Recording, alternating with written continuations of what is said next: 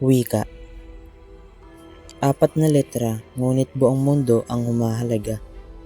Sapagkat kung walang wika, hindi natin maintindihan ang bawat salita. Mahalaga ang wika, lalong-lalo na dito sa sarili nating bansa. Dahil sabi nga ng ating pambansang bayani na si Jose Rizal, ang hindi magmahal sa sariling wika ay daig pa ang hayop at malansang isda. Bawat bansa ay may sariling wika at pananalita, wikang pangbansa at wikang banyaga. Karamihan sa atin ay gustong matutunan ang iba't ibang wika, ngunit wala namang masama. Ang importante ay mahal natin ang ating sariling wikang pambansa. Maaari tayong magsimula sa pamamagitan ng pagbabasa ng mga akdang nakasulat sa wikang Pilipino.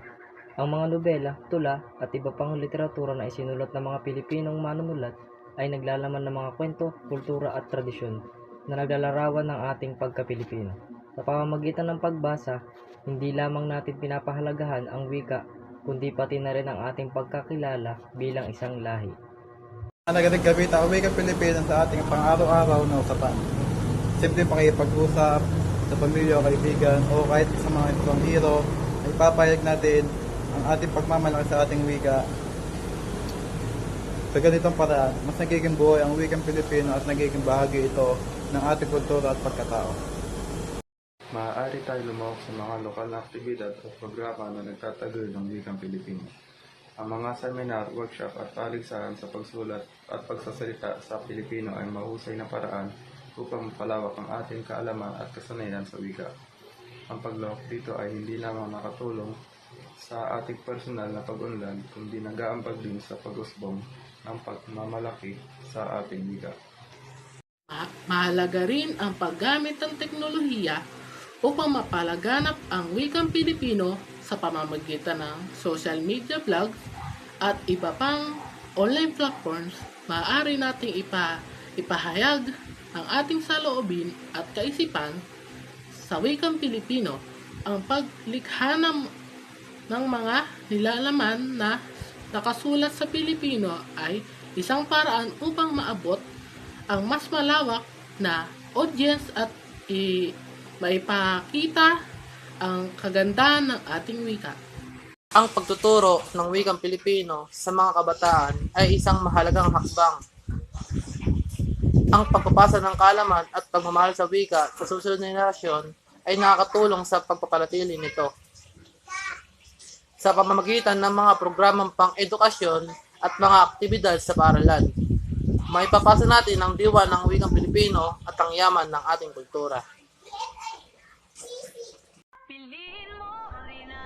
Filipinos will do everything that they can to preserve our ecology, to preserve our forest land, to preserve our biodiversity. Para sa iyo, ano nga ba ang wika?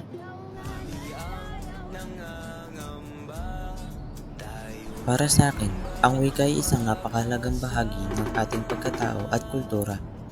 Ito ay ang pangunahing kasangkapan na ginagamit natin upang mapag-ugnayan sa iba, na nagbibigay daan sa atin upang maipahayag ang ating saloobin, ideya at karanasan sa bawat salita at pangungusap. Nagiging buhay ang ating pagkakakilanlan at kultura. Ang wika ay hindi lamang isang paraan ng komunikasyon, ito rin ay isang salamin ng ating lipunan. Sa pamamagitan nito, naipapasa natin ang ating tradisyon, kwento at aral sa mga sumusunod na henerasyon. Ang wika ay umuusbong at nagbabago at sumasalamin sa pagbabagong nagaganap sa ating paligid. Mahalaga rin ang wika sa edukasyon at pagkatuto. Ito ay nagiging batayan sa ating kaalaman at pag-unawa sa mundo. Ang pagkakaroon ng mahusay at kakayahan sa wika ay nagbibigay ng higit na pagkakataon sa mga tao na naipahayag ang kanilang sarili at makilahok sa mga diskurso sa lipunan. Sa kabuuan, ang wika hindi lamang isang kasangkapan, ito ay isang mahalagang bahagi ng ating buhay na nag-uugnay sa isa't isa at nag-aambag sa ating kolektibong pagkatao. Kaya sa nanonood nito, ano ang wika para sa iyo?